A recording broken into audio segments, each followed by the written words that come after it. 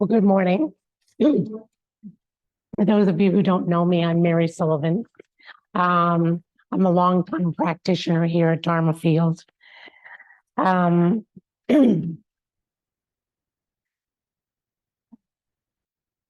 might have noticed that I walked somewhat gingerly into the Zendo. I'm recently off of my cane and my walker.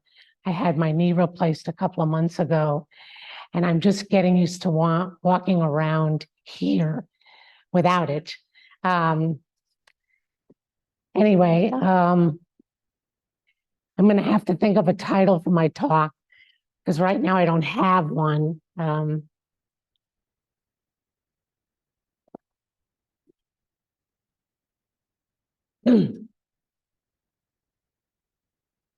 page 17 of Zen in the Age of Anxiety by Tim Burkett, he quotes the Dalai Lama. By the way, I get nervous.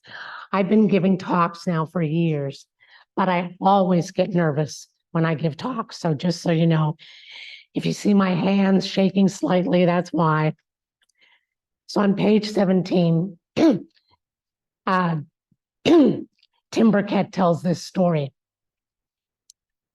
Once the Dalai Lama was asked by an American how to deal with self-hatred. The question startled him. He turned to his interpreter for an explanation, but the more his interpreter tried to explain the phenomenon of self-hatred, the more confused the Dalai Lama became. Finally, he turned to the questioner and said, "Self-hatred, what is that?" As is typical for me, when the night before I give a talk, I get very little sleep because I pour over the talk and I think about it and ruminate about it and add stuff to it and embellish on it. And I decided after a not too sleepless a night that this story is apocryphal. I don't believe it. I don't think this is true. I am positive the Dalai Lama is well acquainted with unwholesome states of mind, which is what self-loathing or self-hatred is. It's just an unwholesome state of mind. And I have no question but that the Dalai Lama knows what an unwholesome state of mind is. After all, he was the political and spiritual head of the Tibetan people, and he was stripped of that by the Chinese. And whether he has experienced it personally or not, he has certainly talked to enough Americans over the years to have a good understanding of what somebody might be referring to when they say self-hatred. That bothers me. I'm plagued with that. Anyway, I have a great deal of respect for the Dalai Lama. David and I, is he here? It's my husband. David and I talked to this man who works behind the deli. He's a meat slicer and he works behind the deli at Whole Foods in Edina. And he recently spent a couple months, he's Tibetan, and he recently spent a couple months, I guess, in Dharamsala, India, which is where the Dalai Lama lives. And I asked him, I knew he'd had a private audience with the Dalai Lama. He was so joyous. He said he loves the Chinese. He loves the Chinese. I actually have no doubt about that. I don't question that. And then he even started talking about impermanence, which I found utterly fascinating. I don't remember what he said because I was so stunned that he was talking about impermanence. I mean, there I was at the deli counter in Whole Foods. But he just was so joyous. Sorry,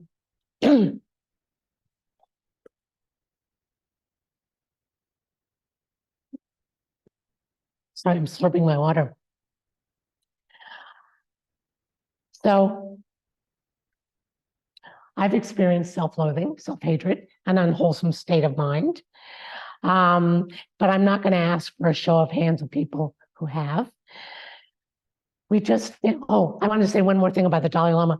We just finished a really thought-provoking class that I found very interesting on the 4 immeasurables, which is actually a Tibetan prayer.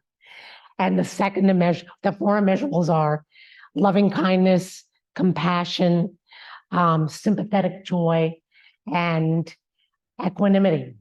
And compassion refers to may all beings be free from suffering and the causes of suffering.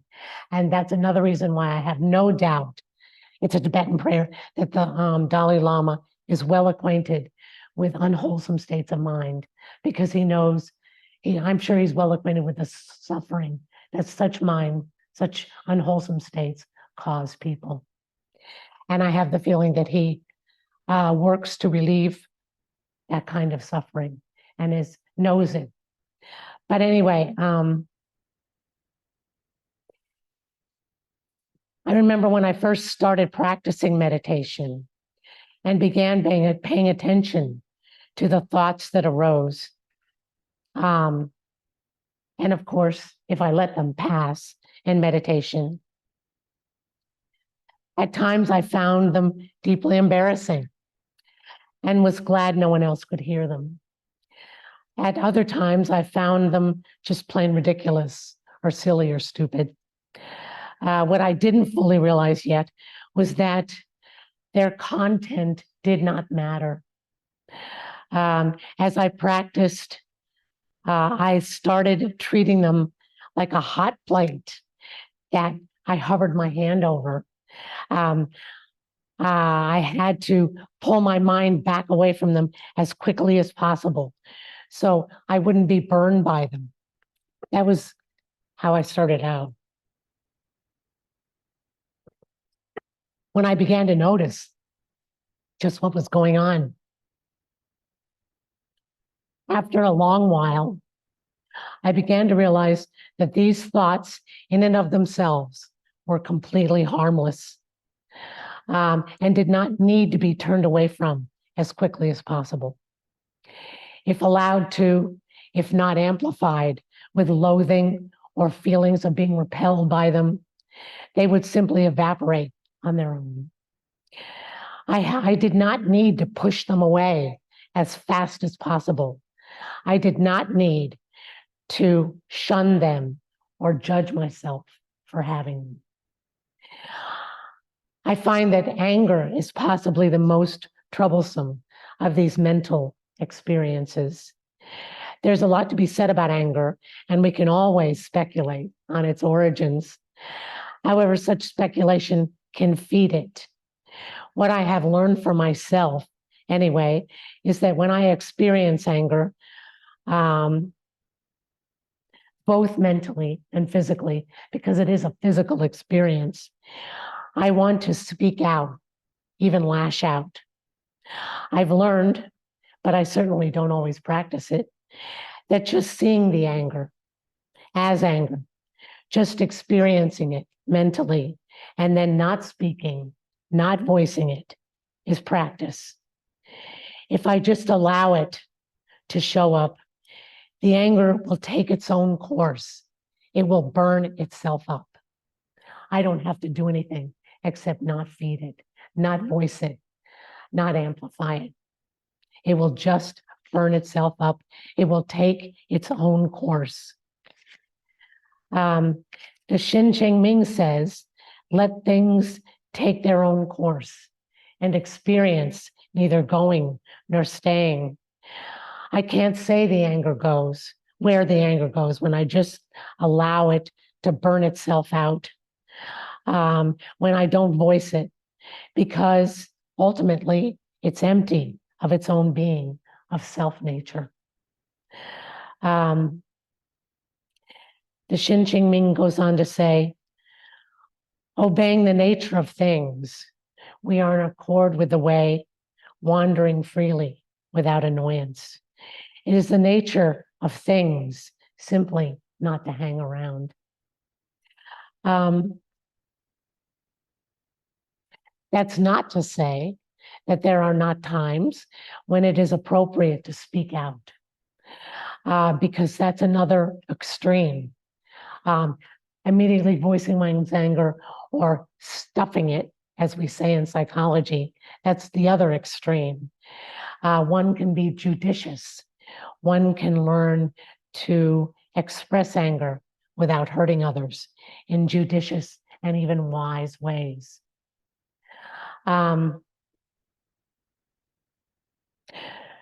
When Norm gave a talk a few weeks ago on the 5 remembrances, based on a discussion of them in Blanche Hartman's book, Seeds for a Boundless Life, and on other talks he has given based on her book, I decided to order the book.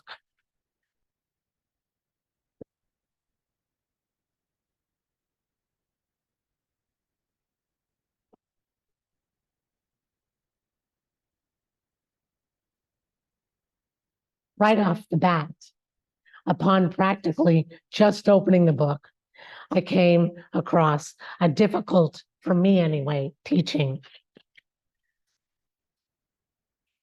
If we're open to embracing the surprises as they arise, then there will be inconceivable joy. If we fuss and fume and say, this isn't what I expected, then there will be inconceivable misery. Just to welcome your life as it arrives moment after moment, to meet it as fully as you can, being as open to it as you can, being as ready for whatever arises as you can, and meeting it wholeheartedly. This is renunciation. This is leaving behind all of your preferences, all of your ideas and notions and schemes, just meeting life as it is. Don't be fooled. This is a difficult practice. So she starts right out saying that. It almost made me not want to keep reading, but one does gird one's loins for the purpose of giving talks anyway. So let's see. David asked me, did you number your pages? I said, yes.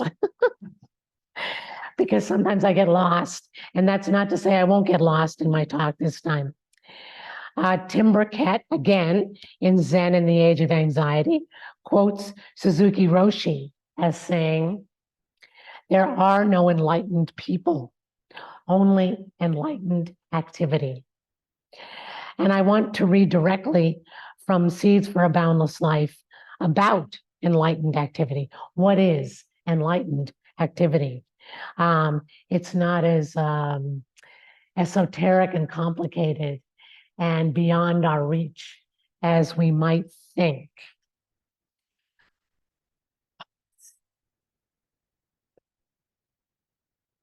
Page 4. I do have this. Okay. She says, how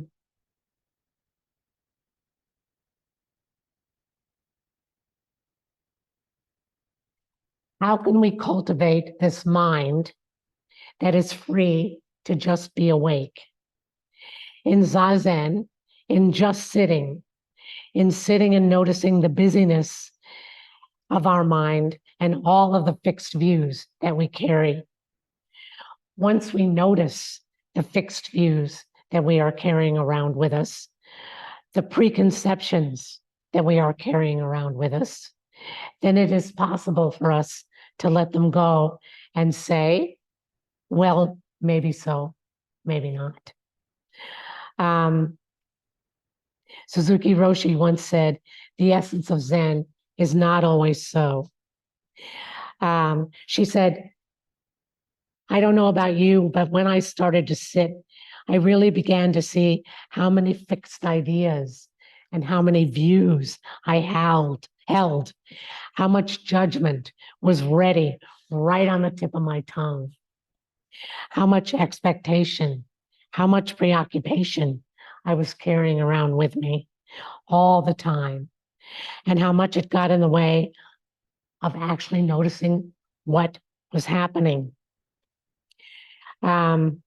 She says, first, now we all know this. So I'm just saying this as a reminder because I like to hear it. I like to be reminded of this.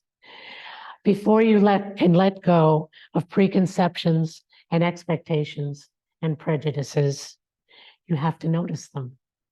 Otherwise, they're just carrying on unconsciously and affecting everything you do.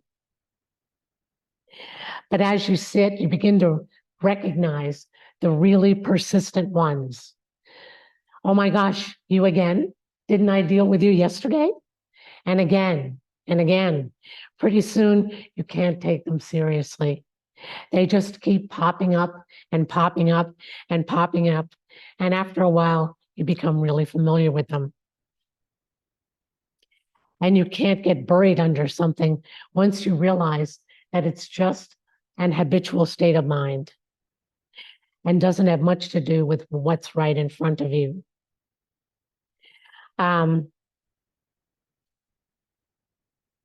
Okay, page 8. I like what she says here.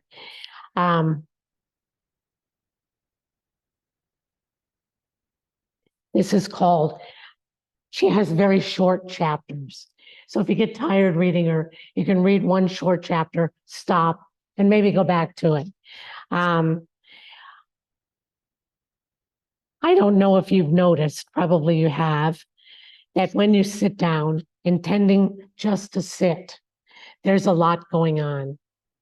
I think we don't really notice how active our mind is until we sit still with the intention of not deliberately thinking. I find that very interesting. This not deliberately thinking is what Dogen in the Fukan Zazengi refers to as think, not thinking. How do you think, not thinking? Non-thinking. This is deliberately engaging in non-thinking, in not thinking. Even though we are not deliberately thinking, she says, a lot of thinking is going on. At least that is my experience. I have no idea how completely, incessantly, busily active my mind was until I sat down with the intention of just being still and just being quiet and not grasping the thoughts that came along. She says one of the reasons we need some instructions in how just to sit is to get some help with what might support us in letting some of that busyness go, in just going along without grabbing onto it, like paying attention to posture, paying attention to breath, paying attention to what's happening right here and right now, which is this physical body, whatever sensations there might be. And breathing, very important, breathing.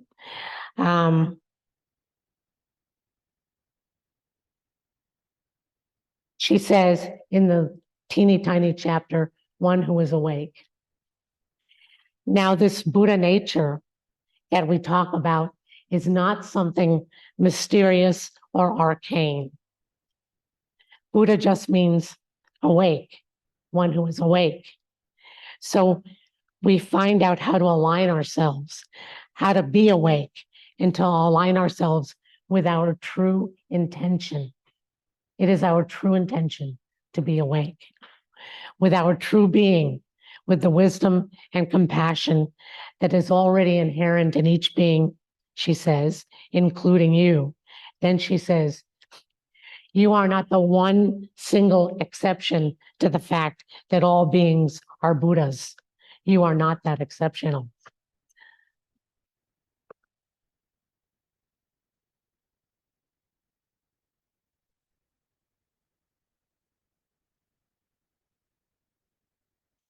Then we come to the chapter that aroused in me a great deal of one of the three poisons, greed. I read this. In fact, Norm, when he first read from this book, Seeds for a Boundless Life, talked about this chapter.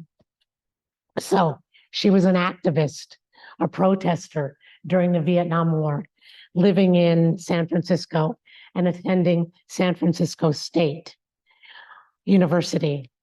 She said, during the Vietnam War, I was a political activist. I fought for peace. And she notices the inherent contradiction in the expression fighting for peace. Peace means not fighting. Fighting means no peace. So after this experience, she realized the inherent contradiction in this. And she said, there wasn't any peace in me.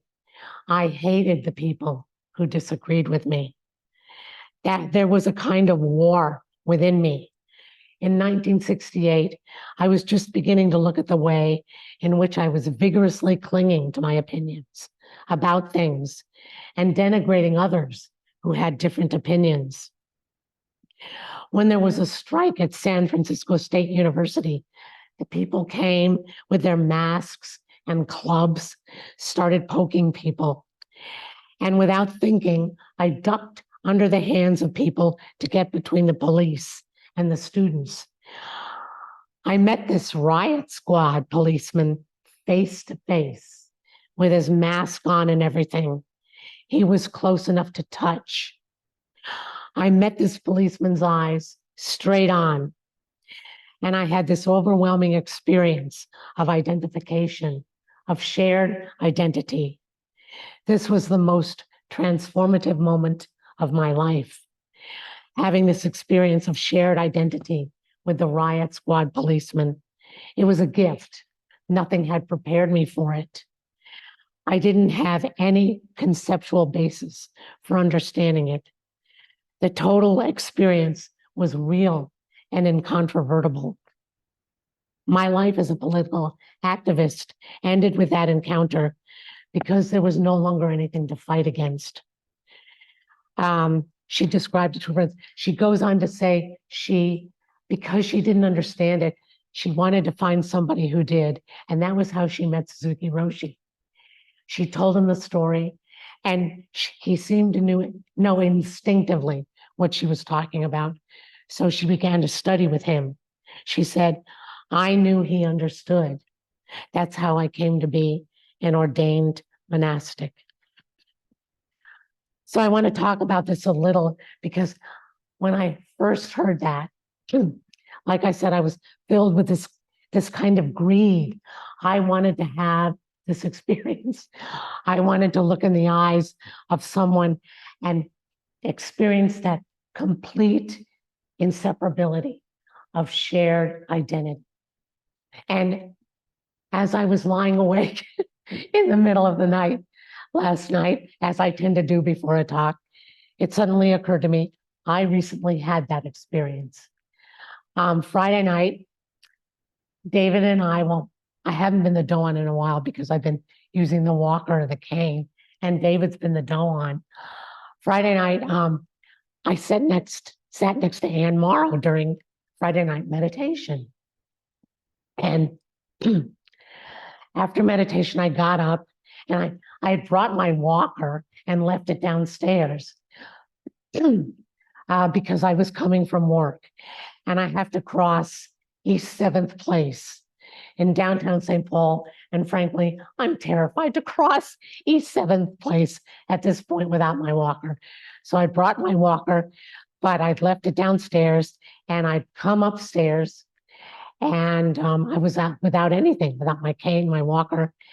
And afterward, Anne says to me that she hadn't noticed when we were in the meditation hall that I was caneless and walkerless. I said, well, you're not here to notice that. You're here to meditate. And she said, you look so strong. You look so strong on your pins. I hadn't heard that expression in a long time, but I can't tell you how encouraging and kind and thoughtful I found that remark. I can't tell you how that opened up my heart. Anne has said kind things to me like that over the years, but this time it's always struck me as incredibly kind and thoughtful. But this time I felt that, I realized that was the experience, really, that Blanche was talking about, that experience of inseparability. That is sympathetic joy. That is the third immeasurable.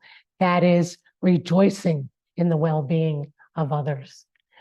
I was really deeply moved by that. And I felt like I didn't have to look any further for that experience. And I think that capacity to feel that capacity to experience that kindness and that thoughtfulness and that encouragement that Anne showed me is Buddha nature. That's our Buddha nature. And I think that capacity to show it and to manifest it is Buddha nature. That's really what we're talking about when we talk about Buddha nature. And I was really deeply grateful. Yeah, they're numbered. Okay.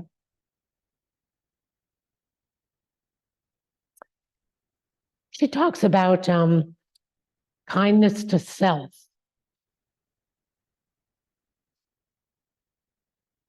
Which is really the basis of kindness to others. She says, be kind to yourself first. And she quotes Suzuki Roshi, see everyone as Buddha. See each being as Buddha. See yourself as Buddha.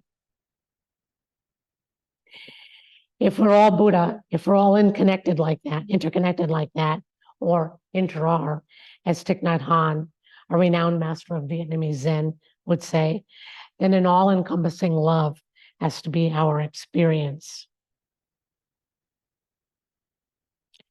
She says,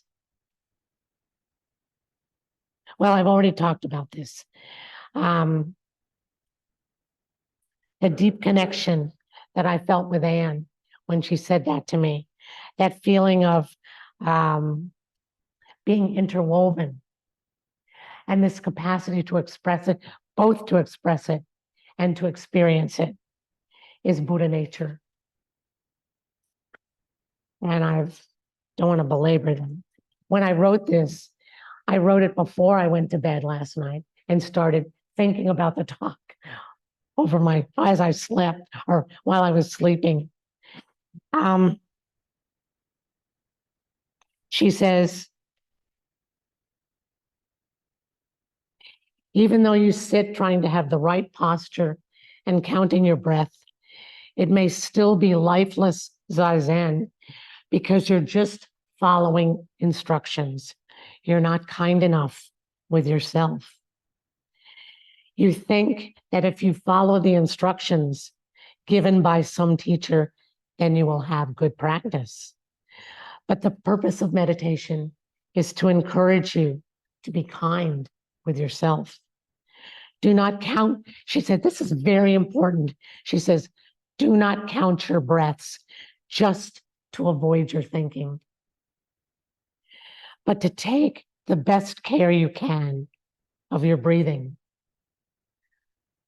If you're very kind with your breathing, one breath after another, she says you will have a refreshed, warm feeling in your zazen. I honestly don't care if I have a refreshed, warm feeling in my zazen. I'm just happy to sit and let go and let go and let go. I really don't care about that warm feeling, but that's okay. I want to bring that up because Suzuki Roshi is talking about taking good care of ourselves and being very kind with ourselves. And she says, I find a lot of times in my practice that I'm not really being very kind to myself. I speak very harshly to myself in my head, she says. In other words, she's talking about self-loathing. I'm not doing something right, or I'm not doing enough of it, or I'm not. And then I think about being kind with others. But in the beginning, she says, you have to be kind with yourself. And that's because it's very hard to be kinder to others than you are to yourself. So take a good look and see if you're appreciating the Buddha in you, if you're appreciating your connection with others. And then she quotes the Dalai Lama about compassion, which is the second of the four immeasurables. That is the immeasurable that goes, may all beings be free from suffering and the causes of suffering. That's compassion in the four immeasurables. And she quotes him, and he says, compassion is not religious business. It is human business. It's not luxury. It's essential for our own peace and mental stability. It's essential for human survival. And then she talks about the oxymoron of fighting for peace that she found herself caught in before she stared right in the eyes of the riot policeman.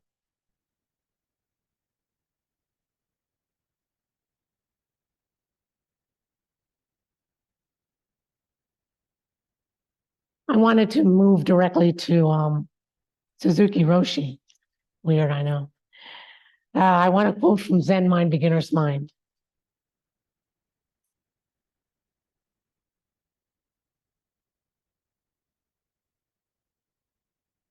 She quoted, I got to the point where she was quoting, and at some point she was slightly misquoting.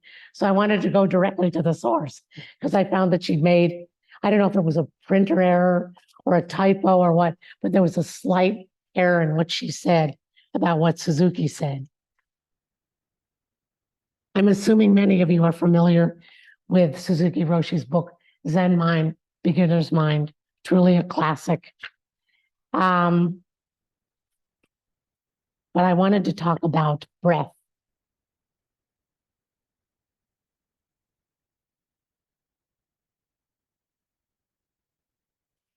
He says, with regard to breath, breathing, what we call I is just a swinging door, which moves when we inhale and when we exhale. This is our awareness of our breath. When we practice Zazen, our mind always follows our breath.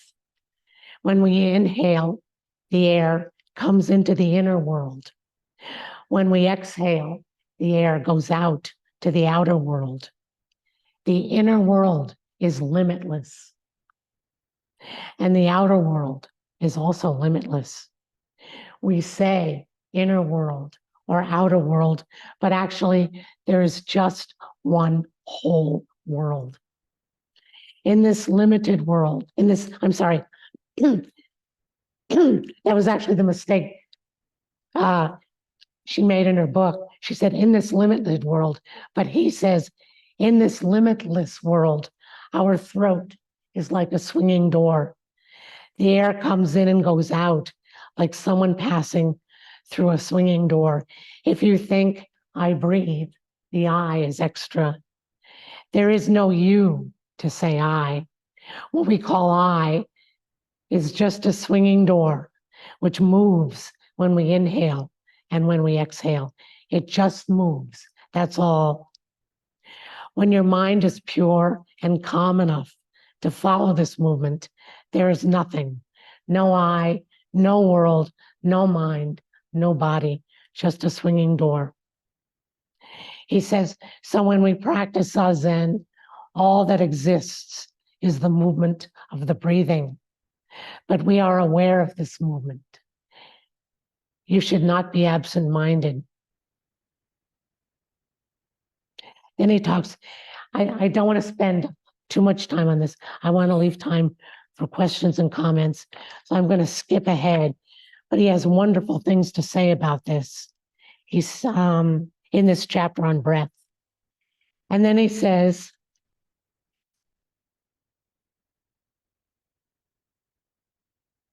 when we become truly ourselves, we just become a swinging door, and we are purely independent of, and at the same time, dependent upon everything. Without air, we cannot breathe. We Each of us, each one of us is in the midst of myriad worlds. We are in the center of the world always, moment after moment. So we are completely dependent and independent. If you have this kind of experience, this kind of existence, you have absolute independence. You will not be bothered by anything. So when you practice Zazen, your mind should be concentrated on your breathing. This kind of activity is the fundamental activity of the universal being. Without this experience, this practice, it is impossible to attain or really to experience absolute freedom. So this complete dependence. Steve talked about this in his last talk, and he's talked about it a lot. He's talked about the fact that if things are as they appear, solid, substantial, having their own being, nothing would show up. But that's not the case. They are empty of things as we actually experience them, are not things. They are completely empty of self-nature, of svabhava, of solidity, of substantiality. This is non-substantiality. This is how everything can show up. This is total dependence. We are completely dependent on everything else to show up, to manifest. And without this totality of non-substantiality, nothing would show up. And we're completely dependent upon that to show up. But then there's this complete independence that he talks about, this ability to decide to practice, this ability to decide to open our hearts, to say something kind and compassionate, to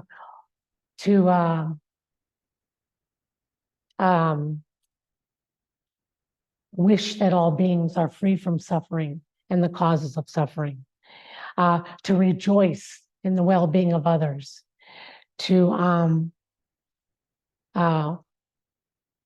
want all beings to live in peace and harmony, free from greed and anger. We are completely independent in that. That is our choice. It is our choice to practice. It is our choice to wake up.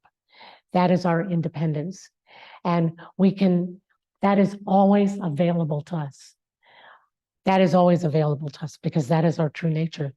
As Norm says, be the awakeness and awareness that you truly are. And that is who we truly are. So I'm stopping now. I'm tired. I bet you're tired. Any questions or comments? I've had a hard time with, and this is in Christianity too, in St. Francis of Assisi, where there is sorrow, let me sow this, where there is, compassionate, always wanting other people to have health and wellness and free from greed and free from anger and free from all these things. It's almost like you're looking at what's going on and saying it needs to be replaced with something else. That always occurs to me somehow when I see those teachings and those things in Christianity, rather than, acknowledging and, because I remember Thich Nhat Hanh said about anger, you should treat your anger as a loving mother would her child. Yes. And, like we're talking about not pushing that away and just acknowledging it, after over and over and over, it just, you get used to it and it can dissipate then more easily. But I always, I think it's good to just say what's happening too, and acknowledge, if there is anger or greed or some of these things that are so troublesome to us, these, troublesome emotions. There are emotions we feel better having than other emotions that arise also. But, where there's you know, the Israeli-Palestinian conflict and the Hamas and Hezbollah and all this, you know, that's what's going on. You know, I mean, and it's worth recognizing that. I just wanted to say, sometimes I see those teachings and I think about that, you know, that, you know, to acknowledge what is happening is also important. Anyway, that's just my point. I'm not going to solve the Israeli-Palestinian impasse at this point. And I get caught too. I can remember a long time ago reading in the New Yorker about a different Netanyahu was not in power then. And there was another, it was not the prime minister, but the president who was talking about a two-state solution. I can get caught in all of that. I can get caught in feeling like there's no way to get unstuck from the stuckness of that whole thing. But that's not the stuckness of my creation or of your creation. That's not what's immediately in front of me right here. I mean, I can listen to NPR and drive myself utterly crazy by listening to it.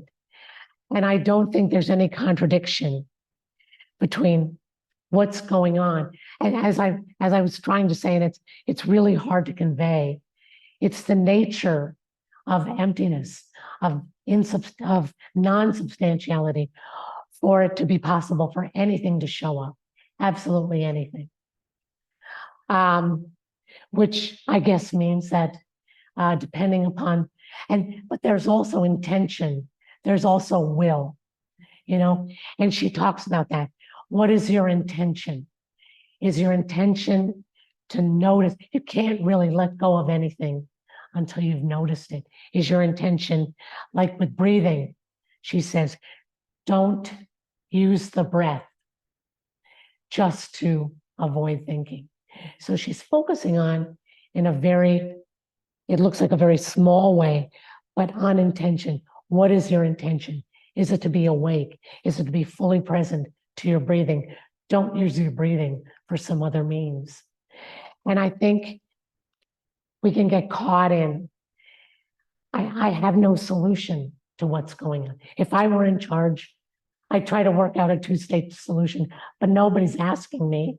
And they have no intention of asking me. And I think you can, I don't know, but that doesn't nullify Buddha nature. That doesn't nullify our capacity to make the choice to be fully present in each moment. You know what I mean? In session recently about how, you know, what shows up, you know, I have trouble sometimes with that thing too, because we think it's static. This is showing up and it's not going to move. It's there, you know, whatever. No, it keeps on unfolding. Right. Steve Hagen's talking about that too, that, you know, the nature of things, this constant unfolding. It's Yes. sort of like learning to, you know, we're cultivating in our practice flexibility and some nimbleness and some ability to sort of dance with the fact that things are unfolding all the time and they're not like, you know, staying the same. These, you know, buzz phrases that crop up in humanity, like the more things change, the more they stay the same or something. It's like, no, it's always just churning, and what's showing up is going to be different the next moment, and there's no way to even parse the moment, because the moment, you know, like the people who give talks have talked and said that the beginning of the sentence is already over, you know, it's just so fast moving. And I don't know, it just, even in smaller things in our personal lives and our relationships with store clerks or librarians or the person who lives across the hall from you or whatever, you know, there are these niggling, difficult emotions that are communicated. There's much communication, between human beings that has nothing to do with the verbal. And, you know, a lot of it's nonverbal, but you, to be able to allow, you know, an uncomfortable thing to just be there. Not wanting to like, where I see this, I'm gonna come in and sew that or whatever, you know, that may be part of compassion too. Just allowing, Sure, you know, the uncomfortable to just be there. of course, Yeah. but it won't last. No, right, it won't. It won't has- last. It's And always, I'm not sure that that's what Steve meant to say. well, when he was talking about when things are showing up, something else is gonna show up. He did bring that up in one of the talks. I believe that's where he brought it up. Maybe it was something else, another time that Steve was speaking, but that was helpful to me because I get like stuck, like, because there's something in my life that it just seems to stay the same. Maybe that's just me doing that, making it stay the same in my mind. I don't know, you know, but I can't, you know, there's only 24 hours in a day and only so much bandwidth a person has to, you know, adult life is complicated. There's a lot to take care of in it. And we can only devote attention to so many things. Right. I understand. I have a feeling, an understanding of what you're saying about how your life seems to feel the same. Yeah. I do understand that. It's a feeling that I have sometimes of being stuck. Yeah. There's a feeling of stuckness, Right. and I understand that. And sometimes it's okay to just say, well, I'm stuck and that's what's going on, and it's okay. I'm okay with the stuckness or whatever. Sometimes that's how I get through the day on occasion, when it's just, it's a stuck thing. Okay, and I keep going, you know. That's one thing Steve Hagen said to me one time. He said, putting one foot in front of the other is sometimes It's very true. That's what we do. where We it's put at, one you foot know? in front of the other. Yeah. In the sense of stuckness. It's like any affliction. It's like any mental affliction. And this is what I appreciate about Zazen. Mhm. I don't have that feeling of stuckness in Zazen. Mm-hmm. I feel like there's the possibility for even being free of that. And I don't want to hold that out. It's extremely important, as is said over and over again. Have no designs on becoming a Buddha. Have no designs on getting unstuck permanently. Have no designs on anything when you sit down to meditate, except just to be fully present to what's happening. It's a tough one. It is. This is a hard practice. Like you said before, it's hard.